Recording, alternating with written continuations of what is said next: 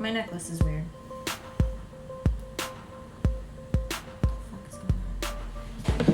Okay, we're back. My name is Kelsey and I've had 2 bagels today. So it's definitely been a little while since we've talked, but I'm back. She back. I'm back. So what I want to talk about today is handbags. One of my favorite types of videos to watch on YouTube are actually handbag hauls and handbag videos, and kind of how I started to get into watching YouTube videos was because I wanted to do research on handbags that I wanted to buy. And the best way for me to figure out what I wanted to buy was by watching videos of what other people owned and what they loved. And it actually helped me pick whether or not I wanted to buy a bag. It helped me find new bags I might want to buy. So I love handbag collection videos. I love handbag review videos. So what I want to do today is my own handbag collection. I want to preface it by saying that I'm not going to show you every little bag I have, only because if we went through the Vera Bradley section, you might have a heart attack. And so would everybody else in my life, because it's actually really disgusting how much Vera Bradley I own. Also because a lot of it is travel. Like, I don't think travel bags really count as purses.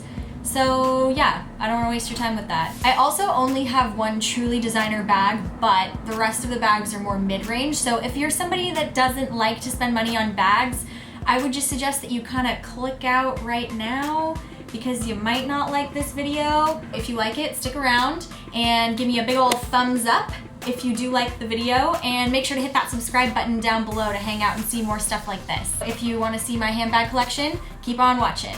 Okay, let's kick it off by talking about the fact that I have a couple obsessions. Basically, when I like something, I will buy it in 50 different colors.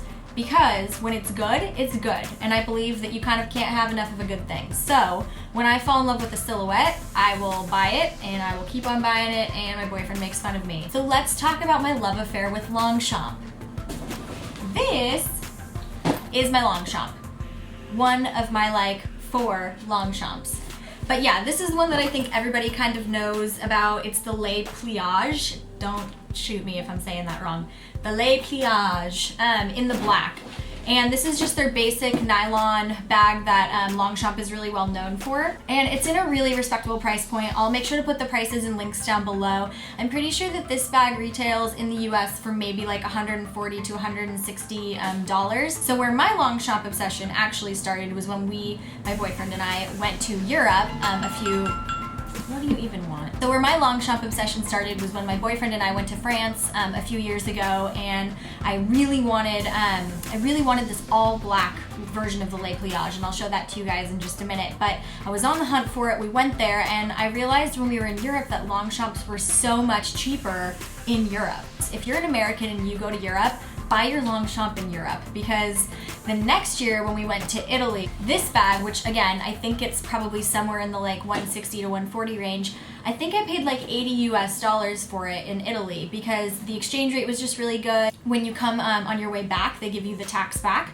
So I ended up only paying $80 for this, and told all my friends and family, and they had me bring back 5 Longchamps. People at Customs looked at me a little weird as if I was gonna sell them or something, but I brought back a ton of Longchamps as gifts for friends. So yeah, I would go to Europe and buy them, but this is definitely my go-to bag, and I'll tell you why. I've written a blog post about it before, but nothing beats the Longchamp, and I have a lot of bags, but nothing beats this bag because it's indestructible.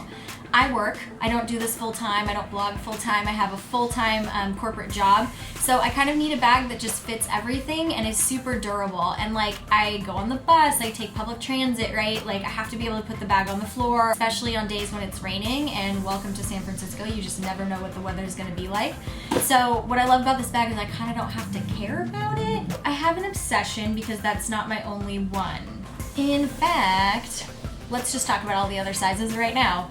So that was the large Les Pliage, but it also comes in a bunch of different sizes, a medium, a small, and a mini. The other thing about the Longchamp bags is that they fold up like this. So the fact that they can fold up into this when you're traveling, absolutely insane. Nothing beats that. So it's a great travel bag on top of just being a great work bag and everyday bag. But this one is the small one.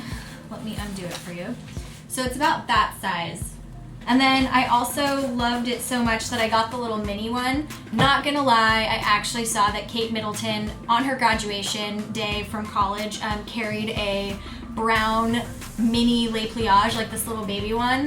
Yeah, it was in a kind of like a poop brown color, so I don't really know what she was thinking about that, but I'm kind of obsessed with Kate Middleton, and I'm never gonna be that much of a lady, but really loved the fact that she carried that bag. Yeah, so she really inspired this little baby one, but it's super cute, and actually for being like a small mini bag, it's huge. Like, it fits so much stuff in it. So yeah, zero regrets about the 1 million Longchamps that I own. Oh, and one more Longchamp. The first one that I got, the one that I was telling you that we found in France, I think these are called the Neo, the ones that don't have the brown leather, but have like the leather that is actually the color of whatever the rest of the bag is. But yeah, this is the Neo, and I'm pretty sure this is comparable to the medium size. So yeah, I have like my large, I have this is my medium, and then I have a small and a mini. My justification to my boyfriend was that I just wanted one in every size. What he doesn't know is now I want them in every color. Okay. Let's actually tackle the other tote that I have, and this tote is the only designer bag that I have, and that is the Neverfull. Now, if you guys follow me on my blog, you know that I carry this thing non-stop, and I should be able to carry it non-stop. I spent a crap ton of money on it, and I don't really spend that much money on clothes and things like that. I'm not a luxury person, not because I don't want to be, just because I don't have the like means to justify that. So when I wanted to buy a Louis Vuitton and when I wanted to buy my first designer bag, I knew that it had to be something that was practical. Now, that being said, I 100% fell down the rabbit hole of being obsessed with bloggers and what bloggers wear, and then buying something because of that, and then having to return it. I actually bought the Pochette Métis. I don't know if you guys know what that bag is. I'll try and insert an image of it or put a link to it down below. But basically, I had seen bloggers like Lydia Millen, Sincerely Jules, like so many bloggers had that bag, and it was just so beautiful. And so when I turned 25 back in December, I was like, okay, that's gonna be my gift to myself, is to get that bag. And I went and I bought it, and then it broke. Yeah, the clasp on it broke, which for something that you spend like over $1,000 on, that is absolutely ridiculous that within less than 30 days it breaks. I went back to the store and had the most embarrassing kind of conversation with the store there because they refused to take it back. And then they said, well, you know, they would do me a solid by ordering me another one of the Pochette Métis. And I had to look them in the eye and be like, I don't want that bag anymore. I don't think it's practical, and I don't think it's durable, and I think it was a waste of, you know, that much money. After like an hour of being in the store and them arguing with me, and then they had to get somebody on the phone from corporate, and then the person on the phone from corporate told me that I was right and they would let me return it. Yeah, it was a really embarrassing, probably like not so classy conversation to have out in public, and I just never want to go back into that store again. But at the end of the day, they had to give me what I asked for because I wasn't wrong. It broke in less than 30 days. Am I crazy? So anyway, they let me exchange the bag. So I ended up getting the Neverfull instead because, again, if I'm going to be carrying a bag, it needs to be able to actually suit my lifestyle and handle what I do with it every day. So now I get to take this bag to work. I try and take it to work more than I take my Longchamp to work. The Longchamp is really nice for days when I know I'm just gonna put like everything in it and not care. But what's nice about the Neverfull is it's kind of like luxury that you still don't really have to care about because it is the coated canvas. It's not real leather. The straps are leather, but the actual bag itself is coated canvas, so it's super durable. It's water resistant, so it's really actually a great choice if you're somebody that's looking for a little bit of luxury but still needs to have something that's really durable and can actually be functional. Most of the Neverfulls have red lining, but I decided to get the pink lining. Which I swear, I'm not that much of a girly girl. If you go on my blog, most of what I wear is black, and lately it's been a little bit of blush because I actually think you can make that kind of edgy. Yeah, I really like the fact that I got it in pink. It makes it a little bit different than everybody else who has the red version. This was actually a really good choice for an exchange. Zero regrets. My next bag was another blogger inspiration, but this one, absolutely no regrets about, and it is the GG New York Hayden Satchel. This one, after I had to say goodbye to the Pochette Métis, I was really sad about not having a satchel. I really did like the look of that little clasp and like having that little messenger bag look. So I was searching high and low for the perfect messenger bag to kind of replace that Louis Vuitton bag, and I saw a blogger friend of mine, well, I say friend, I'm really more of a stalker, but Peyton Sartain was carrying this bag, and I lost my shit because It looked so good. Then when I was in New York for New York Fashion Week, I went to an event that GG New York was at, and again saw the bag and again lost my mind. So I kind of knew I had to have it. I obviously had to get it in black. So this is my Hayden satchel. What's really nice about it is I think I have the 13-inch MacBook, and that does fit in there. So I actually can take it as a work bag if I want to, if I'm not like packing my lunch in there or trying to fit like a ton of stuff in there. But it's also like a really nice like about town kind of weekend bag too, because it's not too big. It's still like functional. I can still put stuff in. It just looks really smart. I've gotten so many compliments on it every time I carry it. The next two bags are more examples of how when I love something I get it in every color, but it is the Michael Kors Selma bag. So like, I feel like so many people have had this bag and have done a ton of YouTube reviews on it, but I have it in two colors. I was actually gifted this like brown leather color right here, this version of it. This was like before I really had any of these other bags, so these are probably like the oldest bags that I have in my collection right now, and they're maybe like 4 or 5 years old at this point. I don't really use them that much. I've thought about selling them. From time to time I think about it, and then I look at them and I ask why.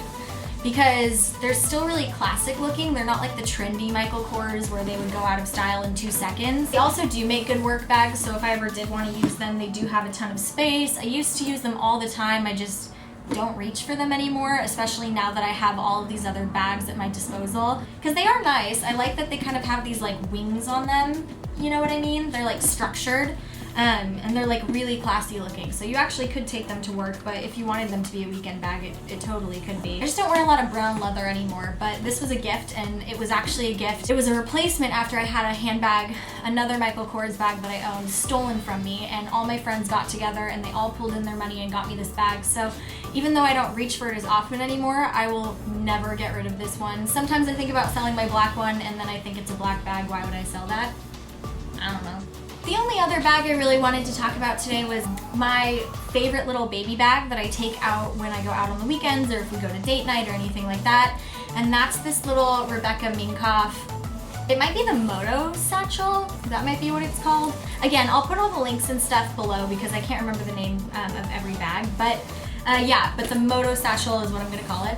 And I love this little bag because again, I'm just somebody that carries a lot of crap. Like I don't know if that's just me. I don't do little, you know, clutches that you can't even fit your chapstick in. I need bags that I can put all my stuff in. So even though this is small, what is even in there? Oh, like somebody's business card and some tampons. You can put a ton of stuff in there. So I don't know how much you can see that, but there's a lot of space. I can fit everything I need in there. I also love all these details, like the little zippers and the tassels that are on it. And then I added this little palm. I actually found this at some random boutique for like less than $5. And I've heard that you can order them on eBay and stuff like that for really cheap. And I loved what that did to it. It just kind of gave it like a little touch of something. This is the bag I'll usually take when I go out. And other than that, I have like one other little evening bag that's a Michael Kors bag, but I don't really have a lot of little bags. I'm kind of in the market for a small one. I was thinking maybe I would get the Rebecca Minkoff Reagan satchel, maybe from Poshmark or something. I could probably find one for like less than $100. That's my bag collection. It's nothing like crazy impressive and I don't have a ton, but they all really work for me and are super functional, and I think that's what's important. I think that when you're building your collection and thinking about what bag is right for you, you have to kind of ignore and put your blinders on and ignore what everybody else is saying is the cool thing to have right now. You need to sit down and actually think about what's going to be useful for you. I always break it out by like dollars per wear. I might spend, you know, $200 to $500 to whatever on a bag, but if I'm going to wear it every day and I'm going to use it and I'm going to get use out of it because it's good for my life, screw it. It's worth the money. That's my collection, and I hope you guys enjoyed it, and if you have any questions, I would love to answer them down below for you. Make sure to give this video a thumbs up if you liked it, and hit that subscribe button because I really hope you stick around. I'll talk to you guys soon. Bye.